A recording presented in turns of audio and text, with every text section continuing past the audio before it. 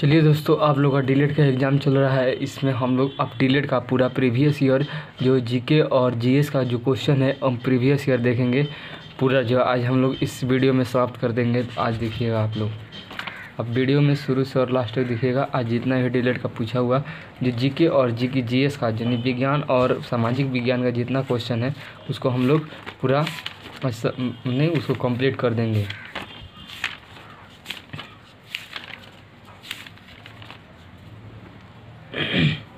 देखिएगा, यहाँ से हम लोग चालू करते हैं। यह सब क्वेश्चन जो है मोस्ट इम्पॉर्टेंट है, इसलिए VVI है। आप लोग इसको लिखते जाइएगा और याद भी करते जाइएगा। देखिएगा, राज्य सरकार द्वारा बनाए गए कानून केंद्र सरकार द्वारा कानून बनाने के साथ ही समाप्त हो जाता है। यानी जो राज्य सरकार जो कानून बनाती है वो केंद्र जो सरकार केंद्र वहीं बना देगी तो राज्य सरकार वाला कानून ख़त्म हो जाएगा। संविधान के लागू होने के साथ समय समवर्ती सूची में 47 विधेयक थे। जब संविधान लागू हुआ था उस समय समवर्ती सूची की संख्या जो थी 47 थी और वर्तमान में लगभग 52 सूची है और इसमें 52 विषय। समवर्ती सूची के कुछ प्रमुख विषय है दीवानी और फौजदारी कानून बनाने एवं प्रक्रिया, ब्याह एवं तलाक, शिक्षा और आर्थिक नियोजन, बिजली, समाचार पत्र, सार्वजनिक संघ वन आदि।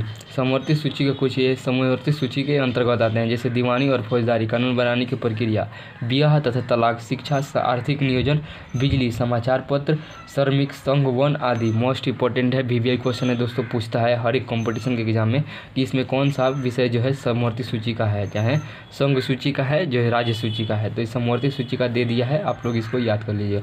भारतीय संविधान में मूल संविधान में 395 अनुच्छेद और 12 अनुसूचियाँ और 22 भाग है। वर्तमान संविधान में 25 भाग है और 475 प्लस हैं अनुच्छेद हो गया है।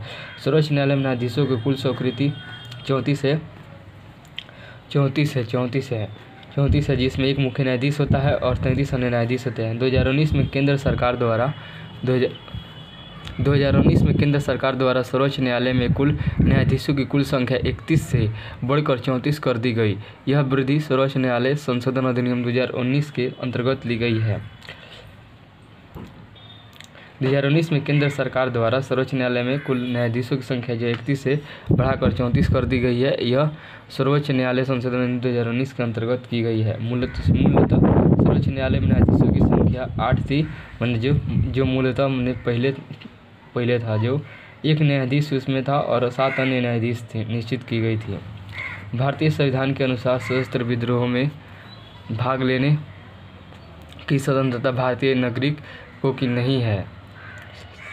भारतीय संविधान के अनुच्छेद 90 में सभी भारतीय नागरिकों को वाक और अभिव्यक्ति की स्वतंत्रता का अधिकार देता है। इसके तहत सरकार की आलोचना करने की स्वतंत्रता का, सरकार बदलने के लिए शांतिपूर्ण आंदोलन शुरू करने की स्वतंत्रता तथा संविधान के केंद्रीय मूल्यों का विरोध करने की स्वतंत्रता भारतीय नागरिकों को है।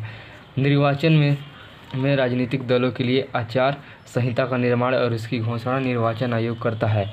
निर्वाचन में राजनीतिक दलों के लिए जो आचार संहिता का निर्माण उसकी घोषणा निर्वाचन आयोग करता है, यानी जो वोट लड़ते हैं उनके लिए निर्वाचन का निर्माण और उनकी उनके संहिता निर्वाचन आयोग करता है। देश में स्वतंत्रता और निष्पक्ष चुनाव कराने के लिए निर्वाचन आयोग द्वारा बनाए गए कुछ नियमों और को आचार संहिता कहते हैं, जो चुनाव की तारीख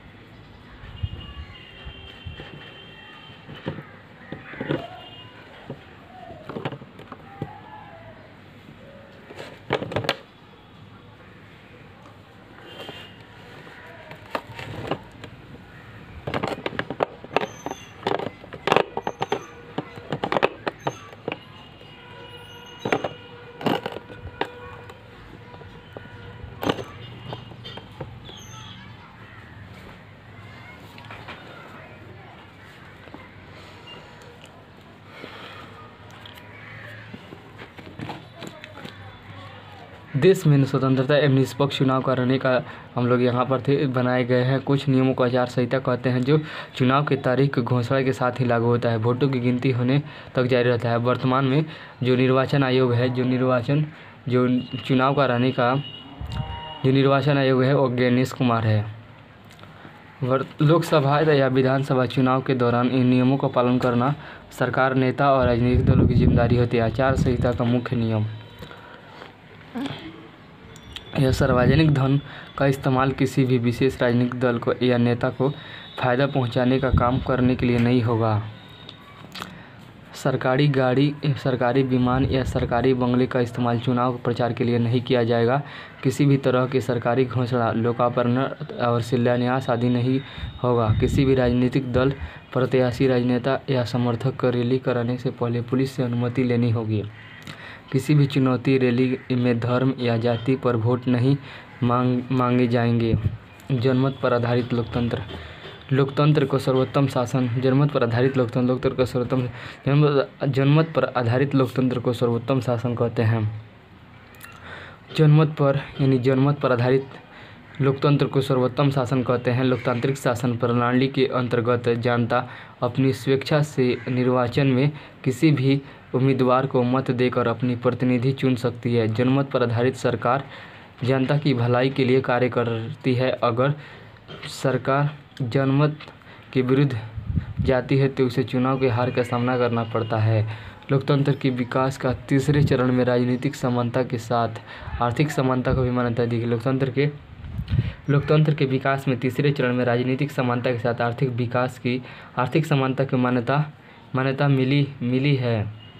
लोकतंत्र के विकास के साथ ही लोकतांत्रिक सरकारों द्वारा जनता की समस्याओं को दूर करने के लिए लोक कल्याणी नीतियाँ बनाई गई है, जिसमें पिछड़े और कमजोर वर्गों के लिए देश के मुख्य धारा में लाने के लिए राजनीतिक अधिकारों को आर्थिक समानता पर ध्यान दिया गया है। लोकतंत्र में विकास के तीसरे चरण में राजनीतिक समानता के साथ आर्थिक समानता को मान्यता मिली है और जनमत पर आधारित लोकतंत्र को सर्वोत्तम शासन कहते हैं। ये आपको लोग याद रखिएगा, 2 लाइन बहुत इंपॉर्टेंट है दोस्तों। आप लोग का प्रीवियस ईयर क्वेश्चन कर रहे हैं, यहीं से क्वेश्चन पूछ रहा है आप लोग का एग्जाम में।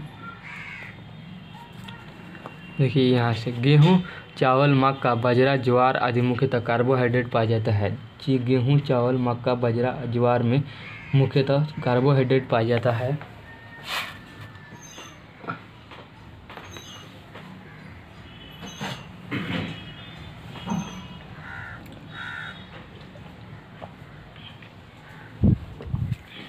गेहूँ, चावल, मक्का, बाजरा, ज्वार में मुख्यतः कार्बोहाइड्रेट। दूध का पीएच मान लगभग 6.6 होता है।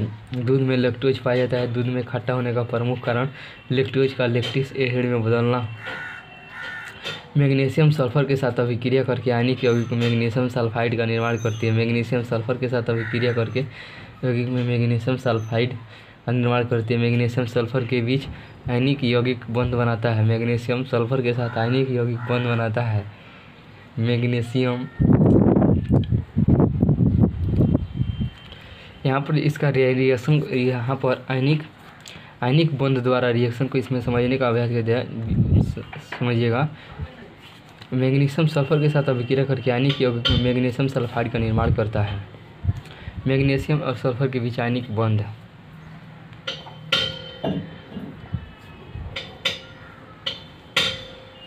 आयनिक बंध में 2 परमाणुओं के बीच इलेक्ट्रॉन के आदान प्रदान, इलेक्ट्रॉनों के देने वाले धनात्मक आयन। यहाँ पर आयनिक बंध में 2 परमाणुओं के बीच इलेक्ट्रॉन आदान प्रदान, इलेक्ट्रॉन देने वाले धनात्मक आयन लेने वाला निरायन का कार्य करता है। एक धनायन और एवं निरायन के मेल से आयनिक बंध का निर्माण होता है। घर का रोशनदान छत्ता काफ़ी निकट दिया जाता है क्योंकि गर्म हवा ऊपर उठती है और ऊपर उठकर रोशनदान से बाहर निकल जाती है।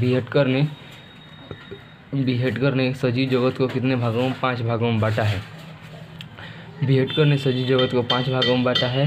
एक है प्लांटी, ये दूसरा है एनिमेलिया, चौथी है मोनेरा, डी है प्रोटिस्टा, ई है फंगी। इन विकल्प के अनुसार सभी सत्य हैं। बीहटकर ने सजीव जगत को 5